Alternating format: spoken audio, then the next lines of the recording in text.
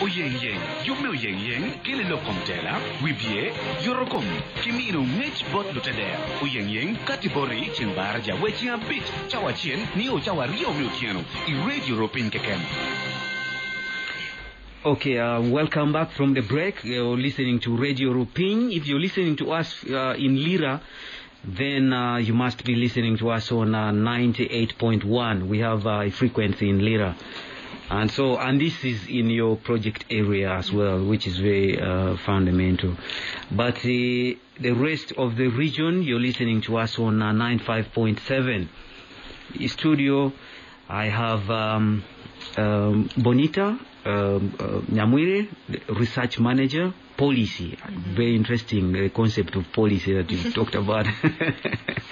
And with me is Anna Grace Akot, my dear CDO.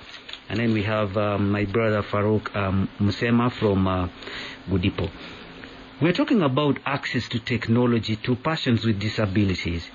I am having a second thought. Before we talk about the why, I want to come back to Mr. Musema and just give us a perspective of the population of persons with disability in Gulu, for example. Maybe that will, drive us to think about why it is important that we don't leave such a big population behind. Okay, thank you so much, moderator.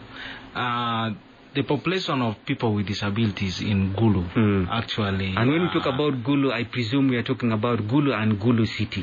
Yes. Okay. Yes. Actually, we had a research that was done in 2018 by World Vision.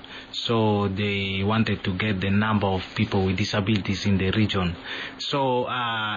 That survey that they had did not quantify everything, but we have over 200,000 people.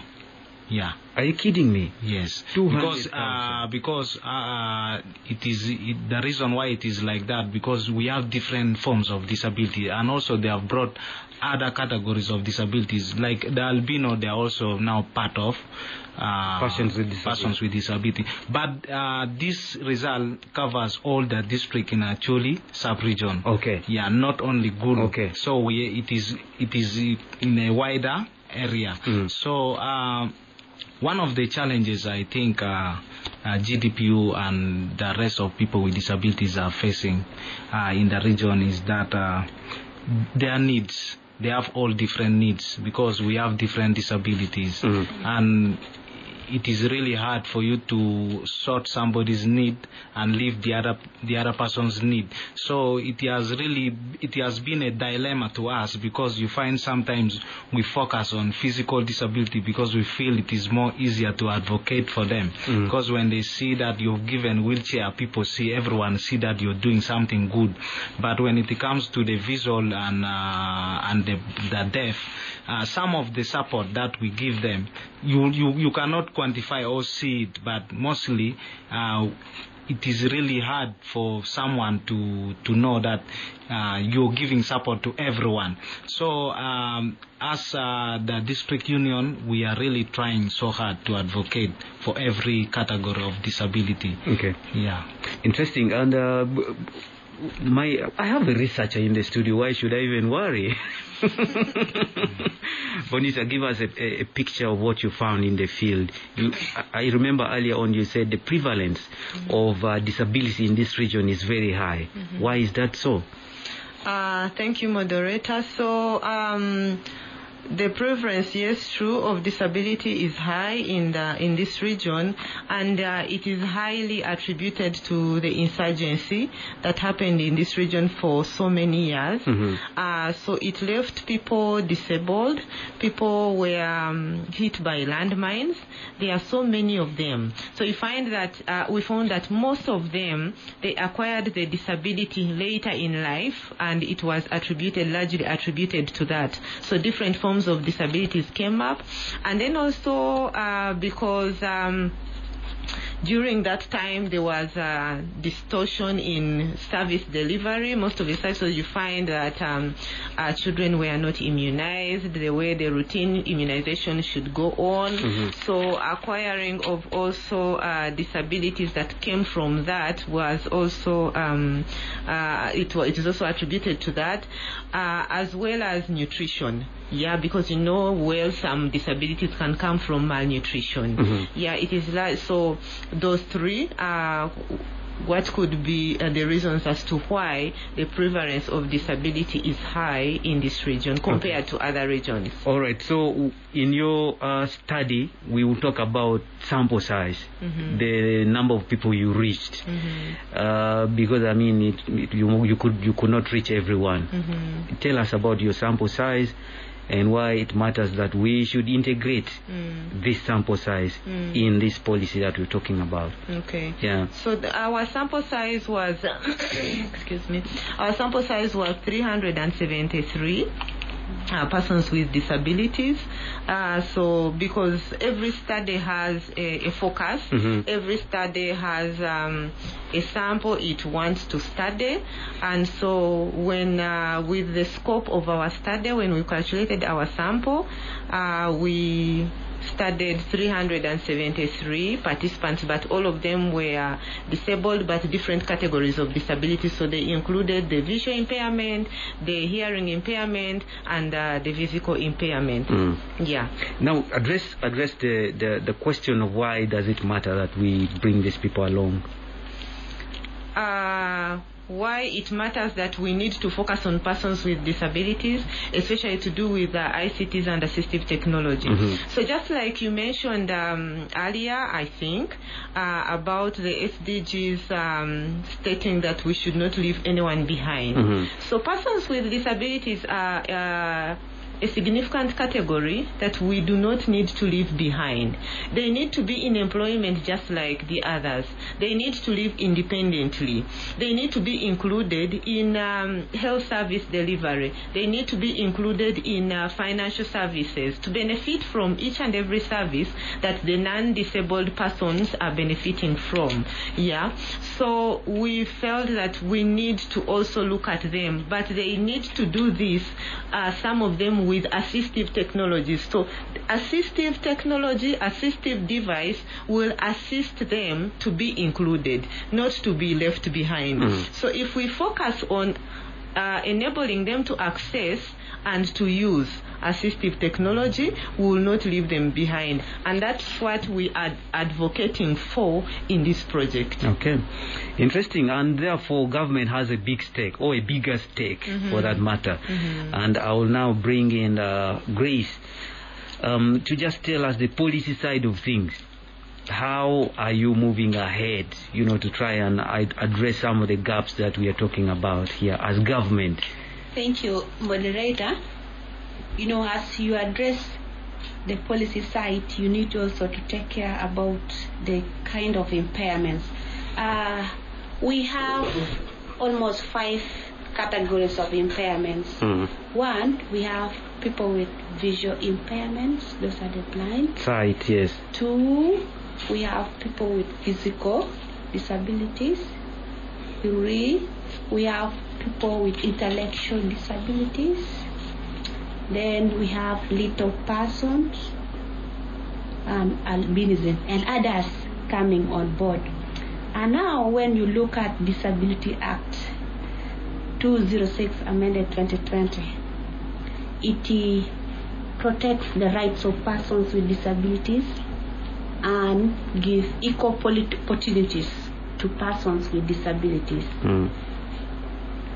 In this act, you find that issues of ICT, issues of accessibility, issues of employment, right to employment, issues of right to health, right to education are all embedded in the act.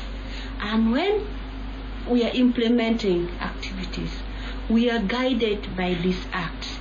Uganda ratified to the UN Convention on Rights of Persons with Disabilities in 2008, and a concluding observation in 2016 that Uganda ratified to.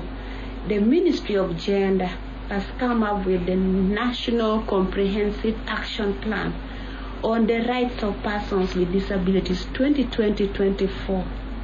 That was launched last year in September here in Gulu, for the district here in Gulu, to guide the implementation on issues about the rights of persons with disabilities.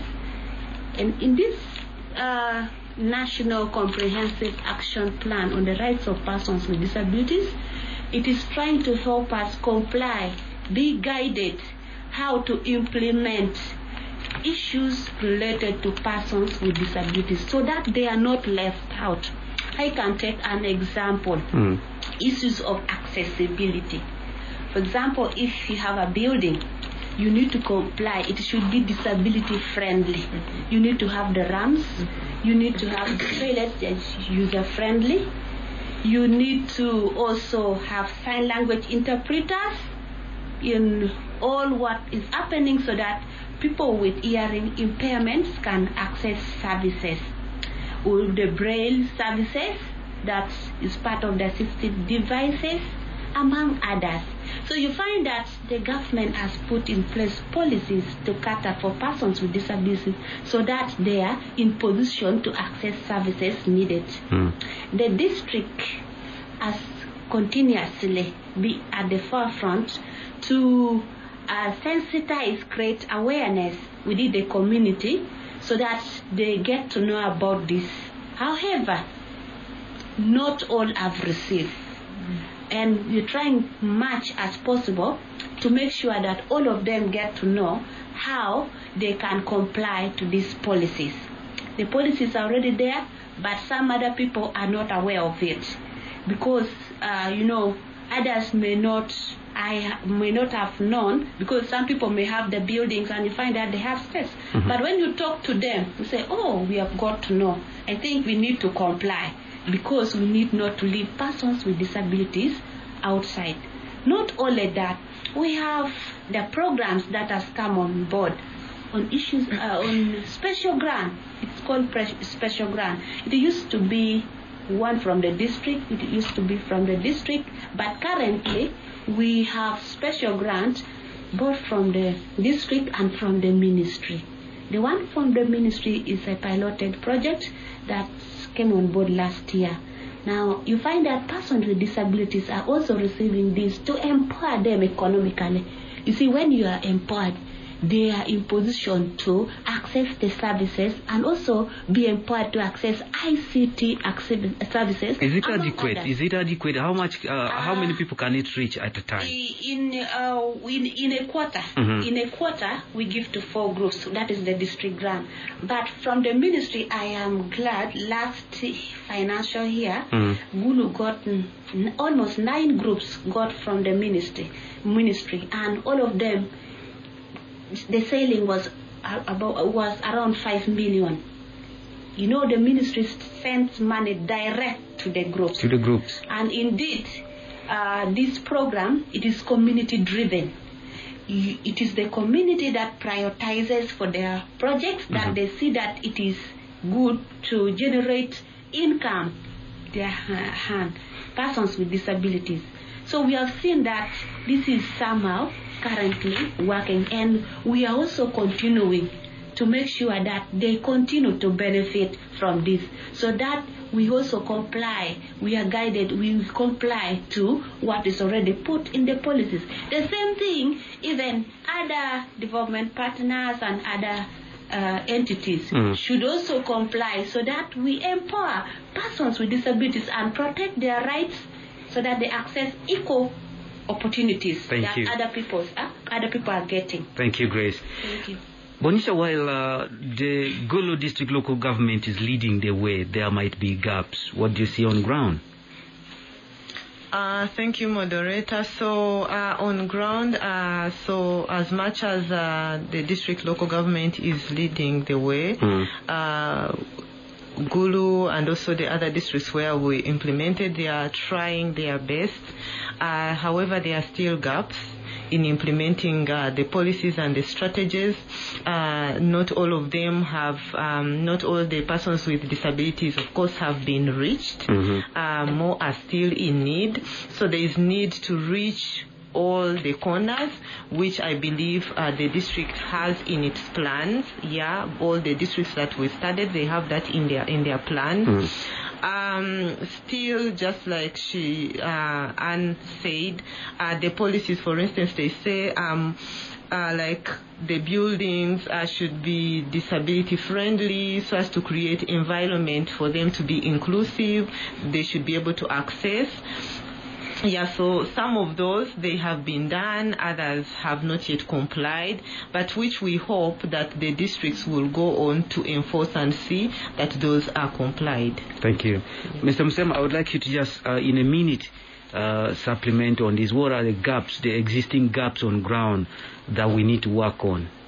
Yes, I think the existing gaps on the ground is about education.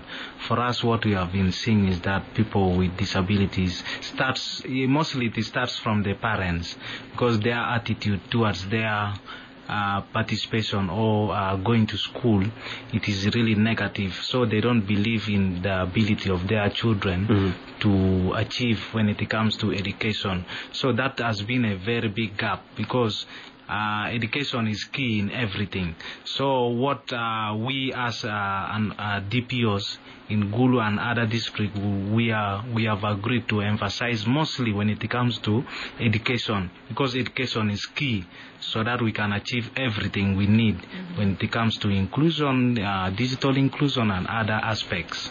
Okay, thank you very much. Again, we're going to take a break.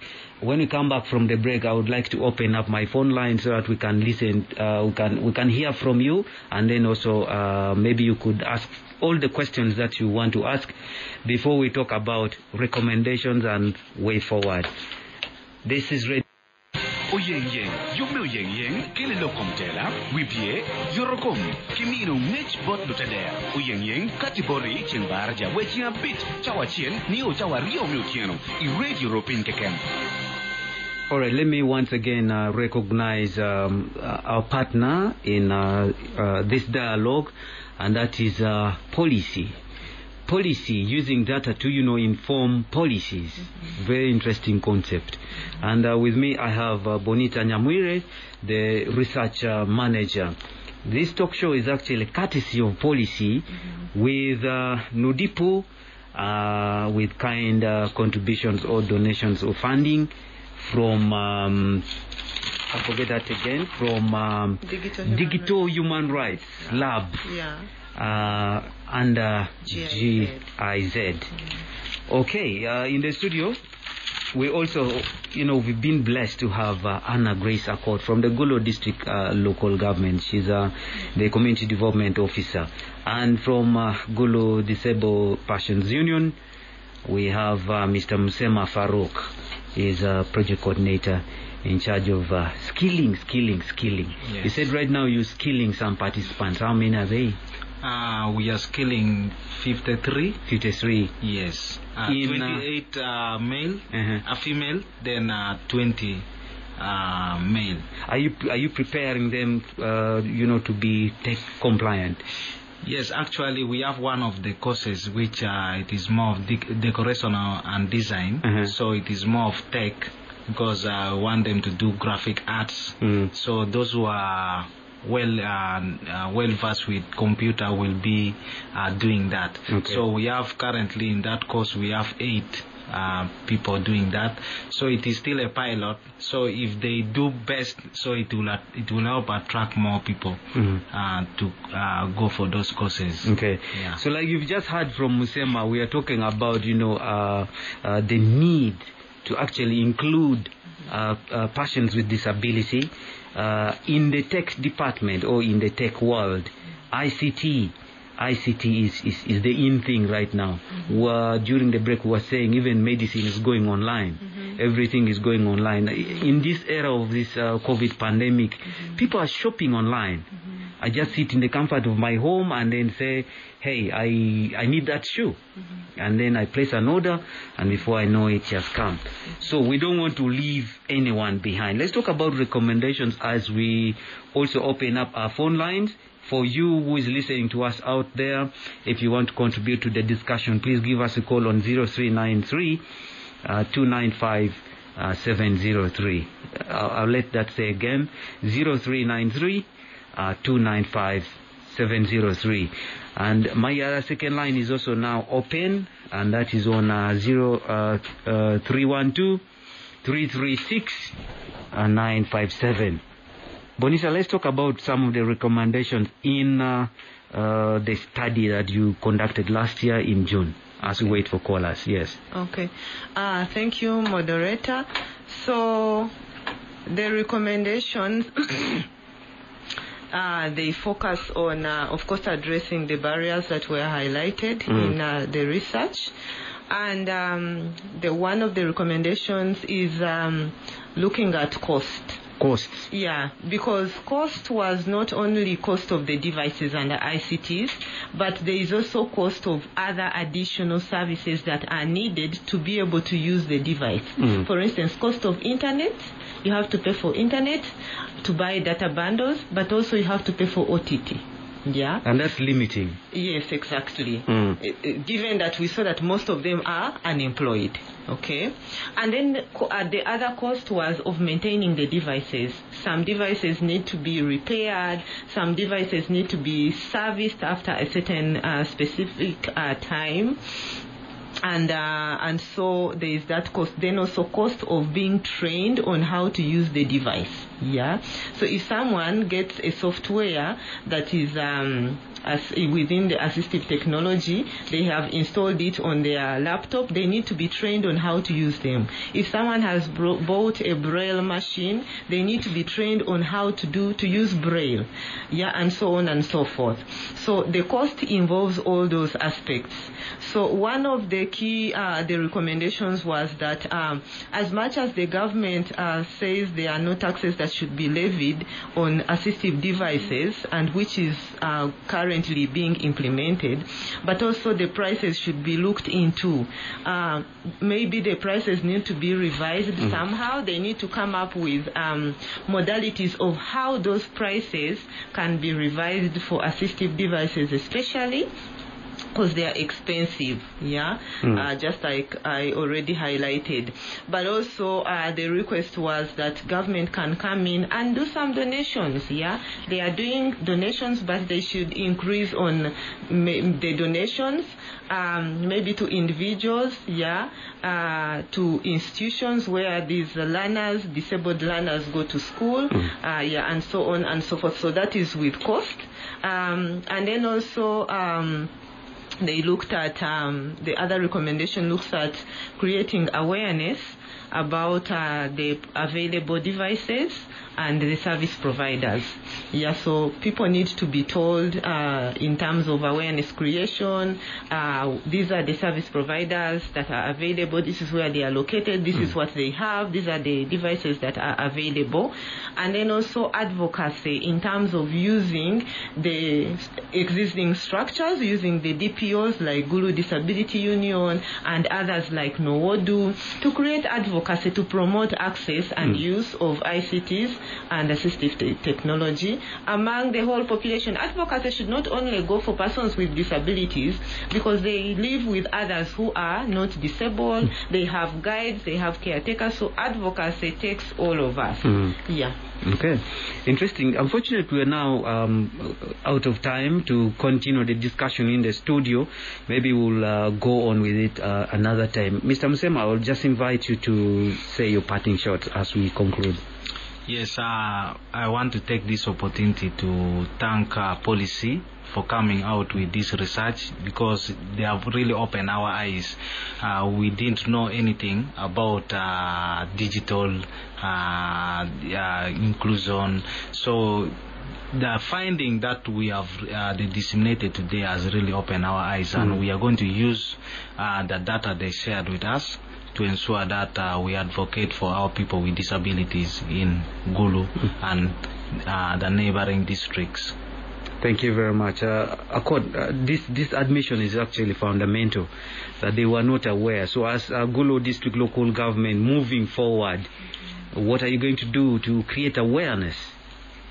Thank you. As part of our program, we already in the pipeline to advocate, sensitize, create awareness in all forums to make sure everyone get to know about these policies, existing policies.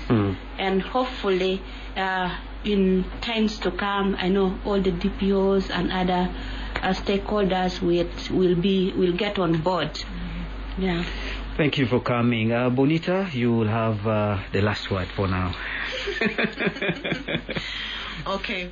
I would like to thank the moderator and the Rupiny FM for hosting us here to talk about this important study, important findings.